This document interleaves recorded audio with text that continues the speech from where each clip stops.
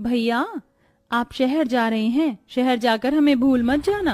अरे मेरी बहना, मैं शहर कमाने के लिए जा रहा हूँ ताकि हमारे घर की आर्थिक स्थिति सही हो सके। और जब मैं अपने परिवार वालों के लिए शहर जा रहा हूँ तो मैं उन्हें कैसे भूल सकता हूँ? हाँ। अरे बेटा, तेरी चारों बहन तुझे इसी तरह से इमोशनल करती रहेंगी। तू इन चारों का इकलौता भाई जो है। अच्छा, अब तू देर मत कर और जल्दी निकल, नहीं तो तेरी ट्रेन छूट जाएगी। आशु अपनी माँ का आशीर्वाद लेकर शहर के लिए निकल जाता है। आशु के पीछे उसकी माँ अपनी 4 बेटी के साथ अपने कच्चे मकान में रहती हैं। समय यूं ही गुजरता है और देखते ही देखते 3 महीने बीत जाते हैं। और 3 महीने बाद धीरे धीरे आशु पैसे भिजवाना बंद कर देता है। माँ, पिछले महीने तो भैया ने फिर भी कुछ पैसे भेजे थे। इस महीने तो भैया ने बिल्कुल भी पैसे नहीं भेजे और अब तो उनका फोन भी नहीं लगता और ना ही वह चिट्ठी का कोई जवाब दे रहे हैं। माँ, भाई के पैसों से ही तो घर चल रहा था। अगर वह पैसे नहीं देंगे तो घर कैसे चलेगा? मुझे तो भाई की फिक्र हो रही है। वह शहर में ठीक तो हैं? रेशमा बेटा, शुभ शुभ बोल।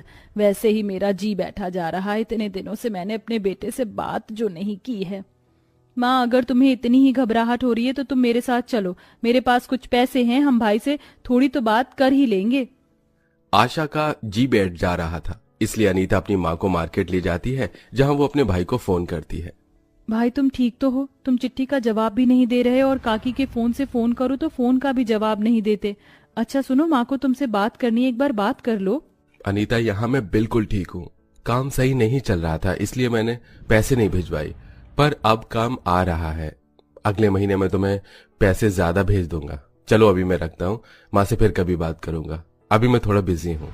इतना बोलकर आशु फोन रख देता है और इसी तरह से दिन गुजरते हैं। और दिन गुजरते समय के साथ आशा के घर पर मुसीबतें आने लगती हैं। माँ, अब घर में 1 रुपए नहीं है। मेरे पास जितने भी पैसे थे वो सब खत्म हो गए हैं। राशन भी खत्म होने को है और भैया ने अब तक पैसे नहीं भेजे। माँ, हमारे घर की जैसी हालत है और भैया का जैसा रवैया है, ये सब देखकर तो मुझे यही लग रहा है कि हमारा भाई हमें भूल चुका है। उसे शहर जाकर शहरी हवा लग चुकी है। दीदी, तुम बिल्कुल सही कह रही हो। हमें और भैया के आश्रय नहीं रहना चाहिए। अब हम चारों बहन को ही अपना घर चलाना होगा। दीदी, मुझे थोड़ी सिलाई का काम आता है। मैं सोच रही हूँ कि घर बैठे कुछ सिलाई ही कर लूँ, कुछ पैसे तो आएंगे। हाँ दीदी, निशा बिल्कुल सही कह रही है। मैंने तो सोच लिया कि मैं कल ही कहीं काम देख कर आऊंगी। नहीं रेशमा, मैं हूं ना, मैं काम करूंगी। तुम तीनों घर पर ही माँ के साथ रहना। अपनी बेटियों की बात सुनकर आशा और भी ज्यादा टेंशन लेने लगती है। और ज्यादा टेंशन लेने की वजह से आशा की तबीयत खराब हो जाती है और वो अचानक से बेहोश हो जाती है। माँ, माँ, तुम्हें क्या हुआ? तुम बेहोश कैसे हो गई? रेशमा, माँ की हालत बहुत खराब लग रही है। चलो इन्हें